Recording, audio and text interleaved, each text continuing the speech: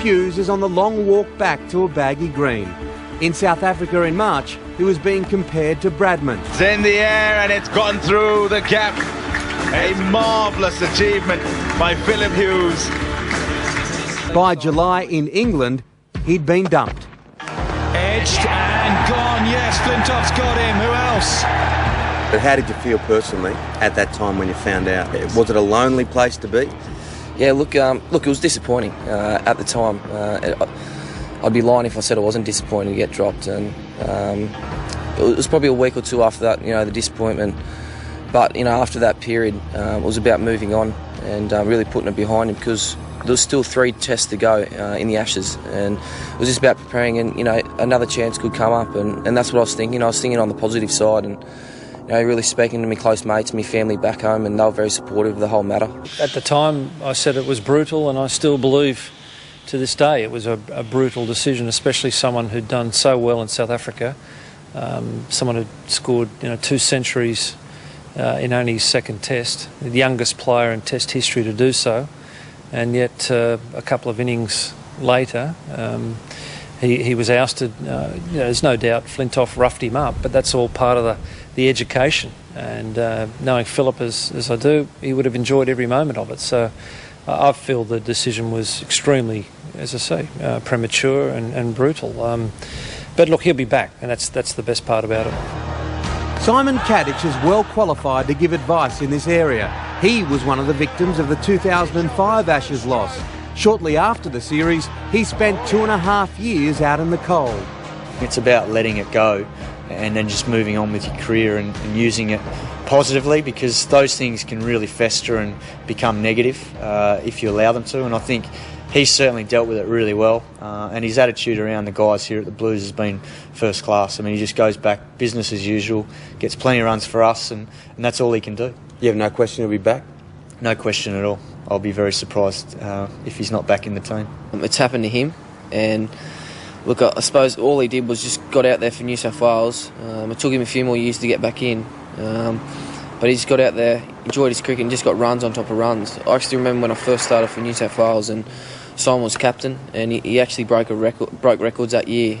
He got 1,500 runs, and sometimes I was out in the middle and just watching him go about it, and he's been fantastic, and he's a great guy to talk to. Hughes is getting on with the job. Missing test selection so far this summer, he's been batting well for the Blues, giving a glimpse of why 8 months ago in South Africa he was on top of the cricketing world. Gone through the gap. It's all the way to the boundary for 4. In just his second test, the 20-year-old became the youngest player to score a century in both innings, bringing up his maiden test ton with back-to-back sixes in Durban. What a way to get to your first test 100. And warm applause, not only from the Australian dressing room, but from all in at Kingsmead. It has been a super knock. I think I just wanted it that fast, and I sort of seen the ball fly a little bit, and I just come down. It was a bit of a slog, but it was just great, and couldn't wipe the smile off my face. Don't bowl there, that's where he likes it.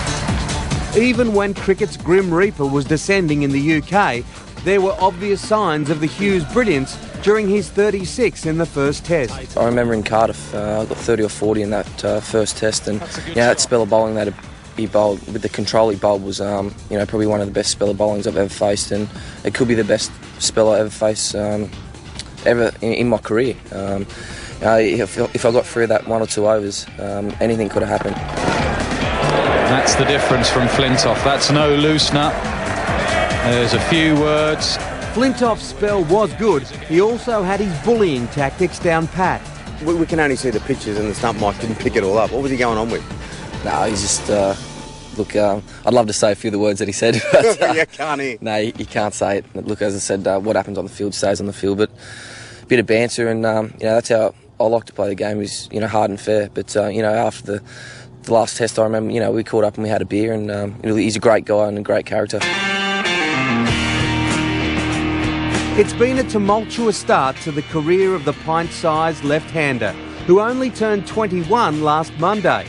But with 5 tests, 2 centuries and an average over 52, it's quite an opening chapter. The Phillip Hughes story has a way to go yet.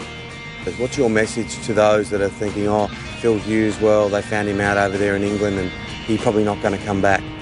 Look, I'm just got to stay positive, and if you can believe in yourself, either whatever you do, you can do it. Either be in sport or just general life, and look, it's about going in there and training hard. And look, hopefully I'll get back sooner rather than later. But it's about believing in yourself and being your own man, and not try to be someone that you know.